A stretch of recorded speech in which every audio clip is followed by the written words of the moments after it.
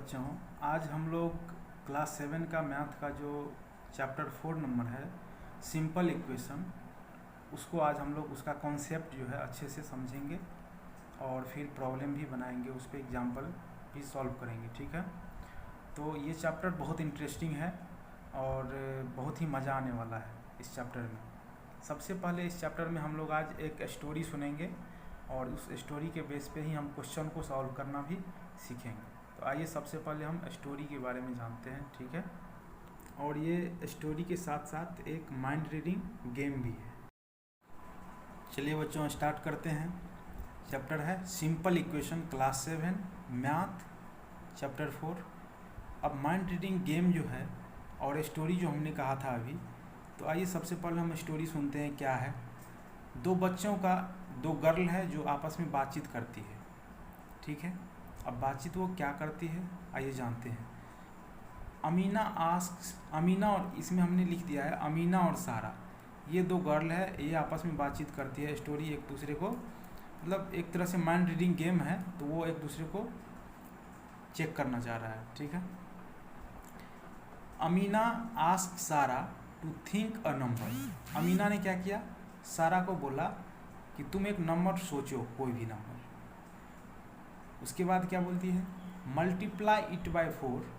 उसके बाद बोल रहा है कि उसमें मल्टीप्लाई करो 4 से एंड ऐड 5, और 5 ऐड करो टू द प्रोडक्ट करने के बाद उसमें 5 ऐड करो। Then C ask Sara to tell the result.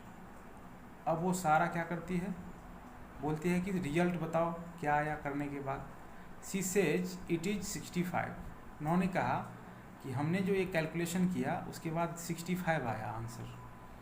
अब देखिए, Amina instantly declare that the number Sara had thought of is 15। Amina ने झट से जवाब दिया कि वो नंबर तुमने 15 सोचा था। अब देखिए बच्चों, यहाँ पे तो एक तरह से जादू हो गया। उन्होंने नंबर बोला सोचने के लिए, फिर बोला उसमें मल्टीप्लाई करो, और जो नंबर वो सोचा था वो ये बता दिया। ठीक है, तो आइए इस गेम के बारे में जानते हैं कि आखिर होता क्या है, कैसे ये काम करता है गेम। ठीक है, आइए अब इस जादू को सीखते हैं। सबसे पहले उन्होंने कहा कि तुम एक नंबर सोचो, हम क्या करेंगे उसको लेट कर लेंगे x। अब फिर उन्होंने कहा कि 4 से मल्टीप्लाई करो, तो हमने यहाँ पे मल्टीप्लाई कर दिया 4 से। ओके, फिर बोला कि 5 ऐड कर दो, तो 5 फिर हमने ऐड कर दिया। अब उसके बाद वो बोला कि कितना आया 65, तो 65। अब उसके बाद क्या आया, इसको हम कैलकुलेट कर लेते हैं। तो 4x + 5 = 65। अब यहाँ पे 4x = क्या हो जाएगा, 65 - 5, क्योंकि लेफ्ट साइड में प्लस का साइन राइट साइड में जाता है तो माइनस हो जाता है। ठीक है, तो यहाँ पे -5 हो जाएगा। फिर यहाँ से 4x = कितना आ जाएगा 60। x = कितना आ जाएगा 60, चूँकि ये मल्टीप्लाई में है, इस साइड आएगा तो डिवाइड में आ जाएगा। तो यहाँ पे इसका जो वैल्यू आ गया 15 आ गया। अब जो अमीना ने जो सोचा था वो क्या था, वो नंबर 15 ही था। ठीक है, तो इस तरीके से हम लोग जादू कर सकते हैं। माइंड में इतना कैलकुलेशन हम लोग फास्ट में कर सकते हैं और बता सकते हैं। हम अपने दोस्तों के साथ इस तरीके से शेयर कर सकते हैं, गेम खेल सकते हैं, माइंड रीडिंग गेम। ओके, ठीक है बच्चों, यहाँ तक तो हमने सीख लिया। लेकिन इस सिंपल इक्वेशन का जो ये चैप्टर है, इसमें बहुत सारे टर्म यूज होते हैं। आइए सबसे पहले हम उस टर्म के बारे में जान लेते हैं, उसके बाद ये चैप्टर आसान हो जाएगा हमारे लिए।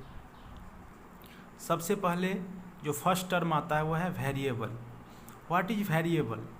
The word variable means something that can vary, that is change. A variable takes on different numerical values. Its value is not fixed. मतलब वेरिएबल का मतलब ही होता है उसका वैल्यू हमेशा चेंज करेगा। क्या करेगा? हमेशा चेंज करेगा। A variable takes on different numerical values, its value is not fixed. इसका वैल्यू फिक्स नहीं होता है, ये अलग अलग न्यूमेरिकल वैल्यू रखता है। Variables are usually denoted by letter of the alphabets such as x, y, z, l, m, n, p, etc। हम लोग वेरिएबल को जो इंडिकेट करते हैं वो अल्फ़ाबेट से इंडिकेट करते हैं, और वो अल्फ़ाबेट क्या सब हो सकते हैं, x, y, z, l, m, n, p, और भी बहुत सारे हो सकते हैं। ठीक है।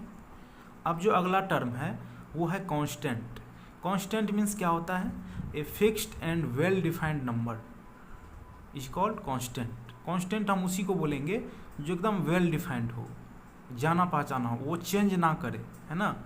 तो ये जो 4 है ये कभी चेंज करेगा क्या, 4 तो 4 ही रहेगा। ये 5 कभी नहीं हो सकता है, ये 5 नहीं चेंज करेगा। ये 7 है तो 7 ही रहेगा, चाहे आप कहीं भी लिखो।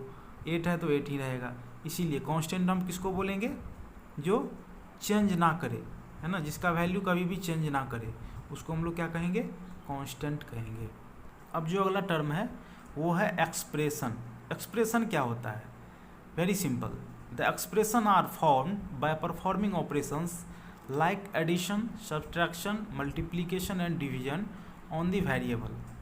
मतलब वेरिएबल को लेकर के उसमें मल्टीप्लाई, एडिशन, सब्ट्रैक्शन जो भी करने पर हम एक ये जो टर्म आता है इसको हम क्या कहेंगे, ये कंप्लीट जो आता है ये टर्म, इसको हम लोग एक्सप्रेशन बोलते हैं। ये एक टर्म हो गया, ये 2 टर्म है, इसमें 2 टर्म है, लेकिन ये कंप्लीट जो होगा ये, इसी को हम लोग क्या बोलते हैं, एक्सप्रेशन। अब यहाँ पे हम इसको डिफाइन करते हैं, ये कहाँ से आया, एक्सप्रेशन हम लोग कैसे बना सकते हैं, एक्सप्रेशन को किस तरीके से फॉर्म करेंगे वो अब आगे सीखेंगे। जैसे कि यहाँ पे 4x + 5 है, अब इसको हम कैसे फॉर्म किए हैं वो यहाँ पे सीख लेते हैं। First we multiply x by 4 and then added 5 to the product. सबसे पहले हमने क्या किया, 4 से मल्टीप्लाई किया x में और फिर +5 कर दिए, तो इस तरीके से जो बना ये क्या हो गया, एक्सप्रेशन हो गया। इसी तरीके से हम लोग और भी बहुत सारे बना सकते हैं एक्सप्रेशन को, बहुत सारे बन सकते हैं। ठीक है।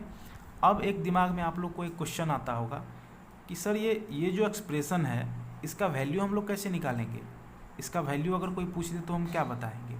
तो देखो यहाँ पे वैल्यू कैसे निकालेंगे इसके बारे में जानते हैं। वैल्यू ऑफ द एक्सप्रेशन, ये एक्सप्रेशन मेरे पास दिया रहेगा, अगर हमको इस x का वैल्यू पता चल जाए तो इस एक्सप्रेशन का वैल्यू हमको पता चल जाएगा।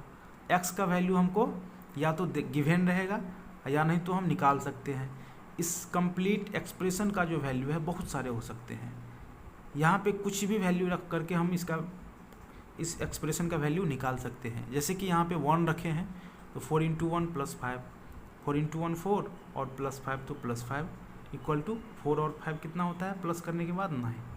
यहाँ पे x का वैल्यू 2 रखते हैं तो 4 × 2 कितना हो जाएगा बताओ, 8 और +5 है तो +5, 8 + 5 कितना हो जाएगा, 13। इसी तरीके से इस एक्सप्रेशन के बहुत सारे वैल्यू हो सकते हैं, लेकिन हम यहाँ पे 2 वैल्यू रख करके चेक किए हैं एग्जाम्पल के तौर पर। अब आगे सीखते हैं हम लोग इक्वेशन के बारे में जानते हैं। N equation is a condition on a variable, the condition is that of 2 expression should have equal value. Note that at least one of the 2 expressions must contain the variable। मतलब equation हम तभी कहेंगे जब क्या हो, ये condition applied हो। Condition क्या है, 2 एक्सप्रेशन होना चाहिए, LHS और RHS दोनों साइड एक्सप्रेशन होना चाहिए, और दोनों का वैल्यू जो होना चाहिए इक्वल होना चाहिए, यानी उसमें इक्वल का साइन होना चाहिए। Note that at least one of the 2 expression must contain the variable, और उसमें एक वेरिएबल रहना ज़रूरी है, x, y, z कुछ भी हो लेकिन एक वेरिएबल रहना उसमें ज़रूरी है, तभी हम उनको इक्वेशन बोल सकते हैं। ठीक है। अब है an equation is always an equality sign, और इक्वेशन में हमेशा इक्वली का साइन रहता ही है, इक्वलिटी का साइन हमेशा उसमें रहता ही है, तभी हम उनको इक्वेशन बोल सकते हैं। ठीक है। अब आप लोगों के दिमाग में क्वेश्चन आता होगा कि सर इक्वेशन और एक्सप्रेशन में क्या डिफरेंस है। तो देखो इक्वेशन में हमेशा इक्वलिटी का साइन हमेशा रहता है, और एक्सप्रेशन एक ऐसे ही लिखा हुआ रहेगा, ऐसे लिखा हुआ रहेगा, इसको एक्सप्रेशन कहेंगे। और इक्वेशन में क्या होता है, इक्वेशन में इक्वलिटी का साइन, जैसे कि हम एग्जाम्पल के तौर पर अभी सीखते हैं एग्जाम्पल इसका। एग्जाम्पल में जैसे यहाँ पे 4x + 5 = 65 है, यहाँ पे ये दोनों क्या है, ये भी एक्सप्रेशन है और ये भी एक्सप्रेशन है, दोनों का वैल्यू क्या है, इक्वल है, तो ये एक इक्वेशन है, हम इसको एक इक्वेशन कह सकते हैं। फिर ये भी एक इक्वेशन है, लेकिन अगर कोई पूछे कि ये इक्वेशन है क्या, तो हम यहाँ पे देख रहे हैं यहाँ पे इक्वलिटी का साइन तो है नहीं, इसीलिए हम इसको इक्वेशन नहीं बोलेंगे, नॉट एन इक्वेशन। अच्छा ये इक्वेशन है क्या, इसमें तो लेस देन का साइन है, तो ये भी इक्वेशन नहीं है। क्यों नहीं है, क्योंकि यहाँ पे इक्वल का साइन नहीं है, इसीलिए ये इक्वेशन में नहीं आएगा। ठीक है, अब इक्वेशन से रिलेटेड एक चीज़ ध्यान रखना जो कि क्वेश्चन बनाने में बहुत बार यूज होता है। An equation remains the same when the expression on the left and on the right are interchanged. मतलब इक्वेशन में हम लोग लेफ़्ट को राइट में लिख दें या राइट को लेफ़्ट में लिख दें तो इससे उसका वैल्यू चेंज नहीं होता है। जैसे कि एग्जांपल से समझते हैं, 4x + 5 = 36 है। अब इस इक्वेशन को हम लोग ऐसे भी लिख सकते हैं, 36 = 4x + 5। एक और एग्जांपल लेते हैं, 6x - 25 = 4x + 5 है, तो हम इसको ऐसे भी लिख सकते हैं, 4x + 5 = 6x - 25। तो इस तरीके से बच्चों इस चैप्टर के जो थ्योरी थे, कुछ थ्योरी और बचा हुआ है, वो अगली वीडियो में हम बताएंगे। ठीक है, अभी फ़िलहाल आप लोग इसको कंप्लीट करके, और ये चूँकि एनसीईआरटी का थ्योरी है तो आप एनसीईआरटी से क्वेश्चन बना सकते हैं, और जो भी दिक्कत होगा, चाहे कोई भी प्रॉब्लम हो, कोई भी दिक्कत हो, तो आप कमेंट सेक्शन में कमेंट करें या फिर उसको समझने के लिए इस वीडियो को दोबारा आप देख सकते हैं। ओके प्यारे बच्चों, अगर आपको ये वीडियो समझ में आया और अच्छा लगा तो आप इसको लाइक करेंगे, और इस चैनल पे अगर आप नए हैं तो इसको सब्सक्राइब कर देंगे, और बेल आइकन का जो घंटी है ना, उसमें ऑल वाले बटन को आप लोग प्रेस कर देंगे। Thank you.